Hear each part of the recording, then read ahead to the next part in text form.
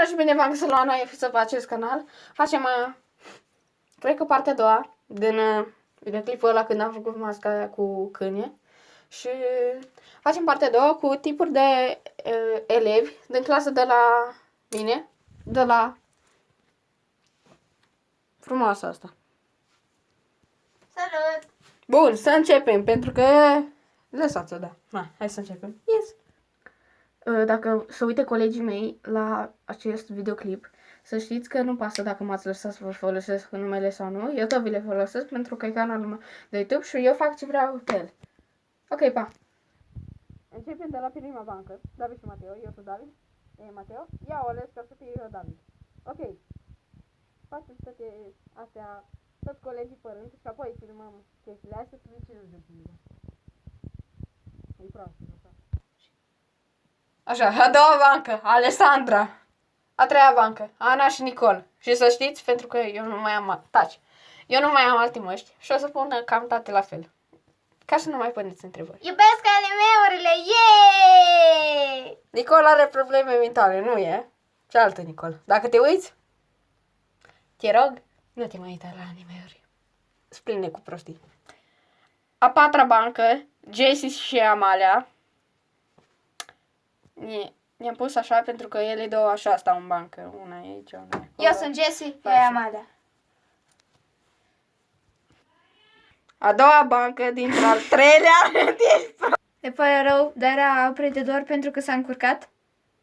Și de fapt nu era prima, de fapt nu era a doua bancă și era prima bancă. Da. Prima bancă din al doilea rând, Kelba și Veni. A doua bancă dintre al doilea rând, eu și Eunice. A treia bancă din al doilea rând, Nectaria și cu Denisa. A patra bancă din al doilea rând, Ionuț și Marcu. Prima bancă dintre al treilea rând, Mara cu Alexandra Rubanei. Cealaltă a fost Pauliuc. A doua bancă din al treilea rând, Mario și Edi.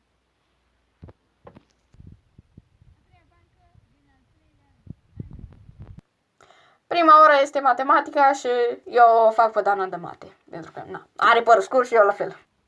Pentru că limară plină cu cereală. Ce culoare ai tu în călimara ta? Spune culoare. Mov.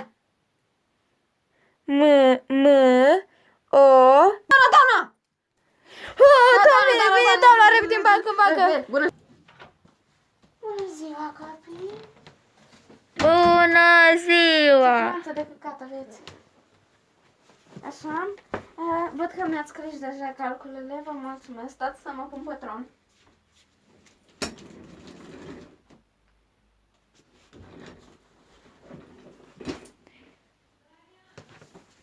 Da? Doamna, pot să vă spun ceva?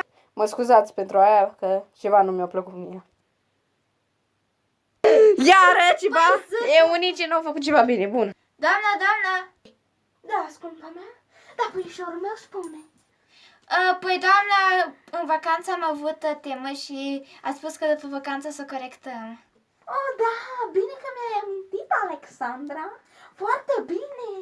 Deschideți toată lumea caietele că dacă nu vă văd tema, vă dau test la toți. Aveți grijă. Bă, Vroț, ai făcut tema. Bun, am făcut Dorin Cosmi de test. Da, bă, și mie nimic. Dă un colo din Da, bă, proastă. școpătata, bă, ca școpătata.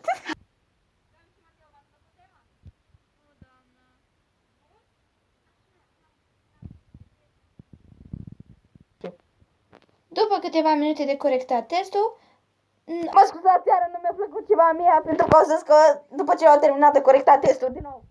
după câteva minute de corectat tema, aproape jumătate de clasă nu și-a făcut tema, în special Edi, Mara și Alexandra.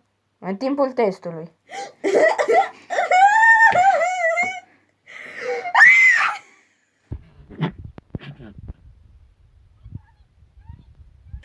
Eunice! Fată, tu ai auzit-o pe Alessandra cum a răcnit odată? Am văzut. Da, fata, hai mă, că tu ai scris mai mult decât mine, uite-te și tu ce am scris eu. Eu n-am scris nimic. Să-mi place. Du-te încolo, tu nu știi să te distrezi. Doamne, Alessandra! Doamne, cu fața așa chișorie aia atât broască, ce ți pe așa, mă? Ce-ți pe așa, Alessandra? Ia și fă testul, mă! Nu mai se pare, vezi că n-ai scris nimic, ce ușor e testul și v-am zis și să scrieți. Ce știți tu? De ce nu scrii nimica? Scrie odată mai repede! N-am învățat lecția! Dar de ce? De ce n-ai învățat lecția? Eu v-am zis că în fiecare zi să învățați lecția. De ce n-ai învățat-o, ha? N-am știut. Da, o să spun 3 pentru asta, tu știu. Gata, da!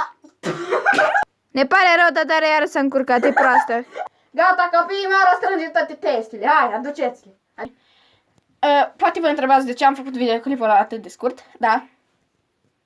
Am doar 9% și mi se descarcă telefonul, nu mai pot face și facem data viitoare cu notele pentru că ai o nici așa că trebuie Dați să like și subscribe și scrieți în comentarii dacă vreți partea a doua. Abonați-vă pentru că cred că